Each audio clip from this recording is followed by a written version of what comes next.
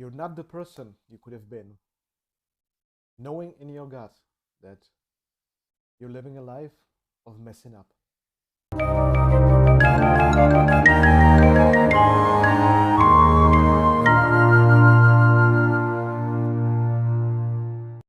It was the year 2014, and I just got a job as a sales representative for one small company, which at that time had an ambitious project to possibly help them explode in the world of media.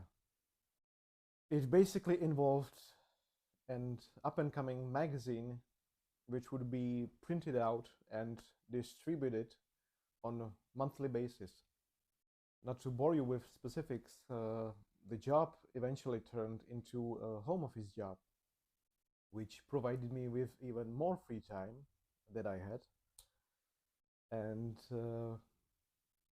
me being 22 years old, single, living in a small village with almost no friends, and nothing to be really excited about, you can probably guess that my overall appearance, my mental state, and my social life started to deteriorate massively.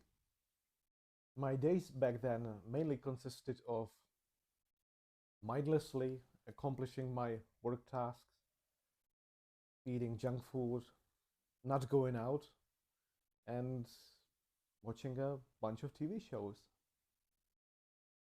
I forgot to mention that it was also a time where I've probably drank the most alcohol I've ever had, and I also used to smoke cigarettes quite a lot.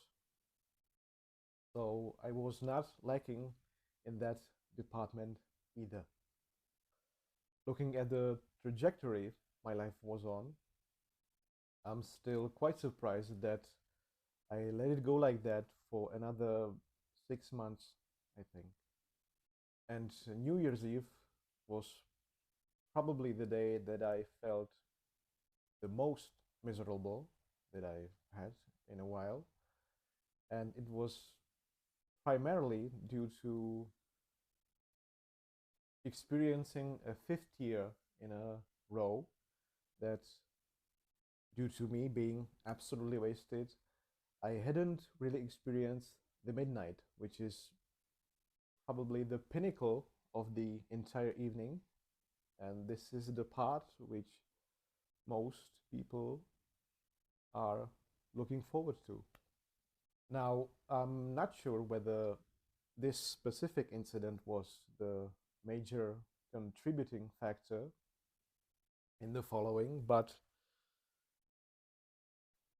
on one mid-January morning, I finally decided and said to myself that I have enough of this, enough of this lifestyle.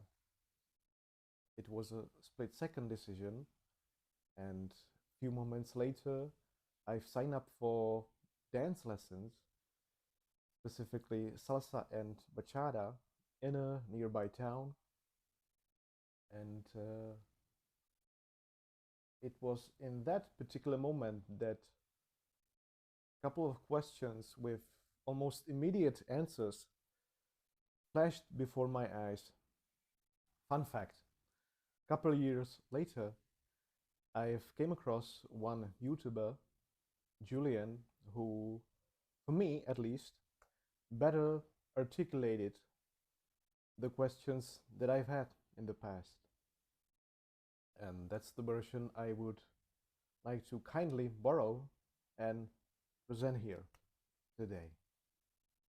Mainly due to the fact that my version had been in Czech, which happens to be my mother tongue. Question 1. What will happen exactly and precisely if I do this? If you're familiar with the carrot and stick metaphor, this first question represents the carrot element. whatever goal you're trying to achieve. This is where you paint the picture of your ideal outcome, a vision of your future.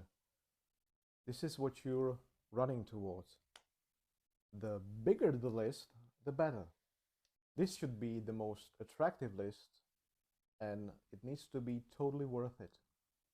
In my case, with dancing, I pictured myself as being a member of fun, easygoing, loving community, rediscovering my confidence, and being able to express myself more freely, physically, and furthermore, being able to lead my partner with trust and being able to do that more fluidly. Although it may appear vague for some of you, it was sufficient enough for me at that time to find the courage to make the first leap. Question 2. What will happen exactly and precisely if I don't do this? This second question serves as a stick element from our carrot and stick equation, and this is where you completely terrify yourself. This is where you create an anti-vision for your future, creating something that you despise, and the list should be something that will make you angry, basically. Looking at the direction your life is heading in, where does that leave you in, say, 1, 5, 10 years' time? Let's say you find out the fact that you can take control over your life and you peek behind the curtain, and yet you don't do it. This will very likely lead into one very unfulfilling existence. Me personally, I envisioned myself being completely lonely without having anyone to talk to, due to me sabotaging every relationship and friendship that I've ever had, ending up homeless, viciously addicted to drugs, and just basically desperately waiting for my pitiful life to end. So this list should be extremely scary. Question 3. What am I willing to sacrifice exactly and precisely? This last question functions as a complement for the other two. It could be time, money, opportunity cost, comfort, etc. As I have mentioned, I had plenty of time, plenty of free time, and since I really haven't gone out much, I had some spare money, but I didn't really know to which purpose I would use them. So for me, it was mainly about leaving the comfort of my home and putting my ego in check. And the beginnings have been indeed clumsy. I think it was probably first 10 or 12 lessons that I've really struggled, and there were many occasions that I thought about quitting, essentially.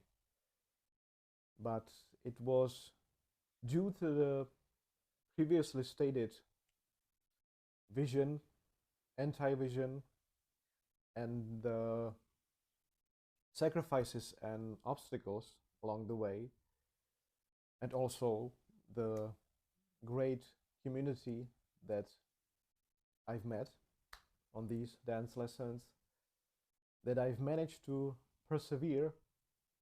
And yeah, it was, to this day, still one of the best periods of my life.